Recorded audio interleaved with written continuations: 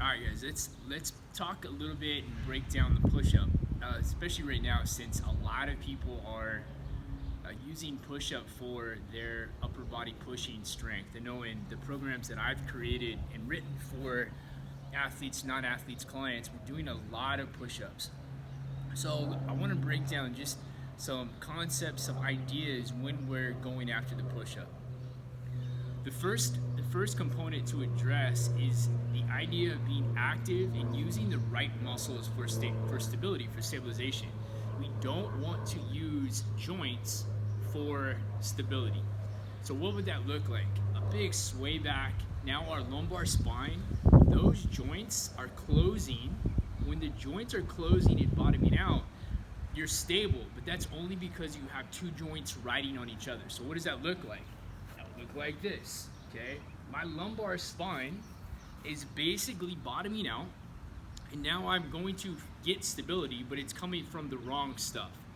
The same thing is gonna happen for your scapulars, okay? If your scapulars are winging and they're jammed back, you're now riding on those joints for stability. We're now not active and we're not using the right stuff. So these positions are horrible when we're doing push-ups.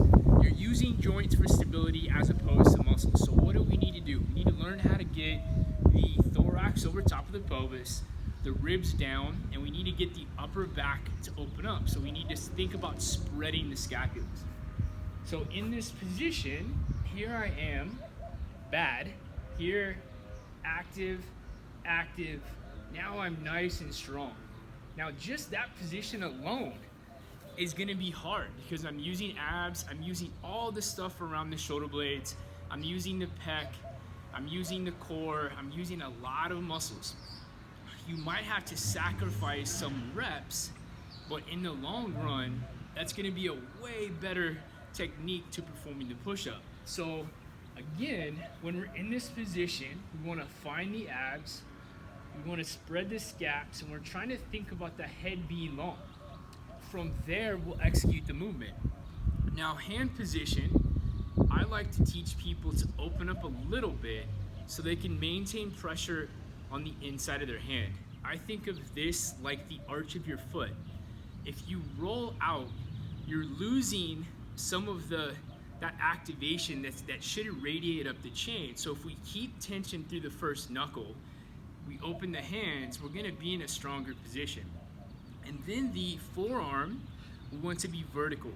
So I wanna think about coming into this position where my forearm is vertical to my elbow, okay? Not all the way at our side, but a little bit away. So I always think maybe about a 45. So we're not up here, right? We're not necessarily here unless we're going at more tricep. We're at about a 45, and we want to be in this vertical position. For a lot of people, that's going to feel like they're too far forward, but that's just because they're not used to being in that position. So if I'm back, what'll end up happening is I'll end up being here.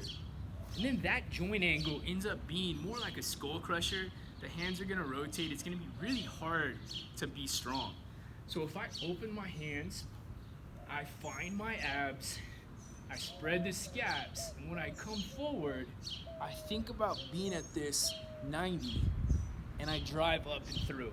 Now again, I come down, and I wanna make sure that I'm not collapsing, that I'm strong. Exhale up, nice and long. Inhale down, exhale up. Now if you're after more hypertrophy and you've developed a good push-up, then you might stop a little bit short at the top. You might not actually finish with that spread position. And that's only if you're after a specific thing and only after you've established a good clean push-up. So there's a few techniques that you guys can start to work on to make your push-up more effective. We need to find your abs, we need to get the shoulders in a good strong position, we need to make sure that the scapulars are flush on the rib cage and we're not just collapsing into a joint. Now another thing to talk about is if you can't execute that movement, you need to make it easier. How do we do that? Well, elevate your body. So now use a chair, use a couch, use something higher so that you can still maintain that same technique and execute the movement. what's going to happen is you're going to actually stress the right stuff. You're going to stress the right tissue, as opposed to stressing those joints that really aren't designed to take that stress. This is a good way to practice a push-up if you've been having shoulder impingement, or if you feel like you're lacking range of motion. If you execute it correctly, if you're patient with the position in yourself, then we shouldn't have those shoulder impingements. We shouldn't feel restricted after doing the exercise.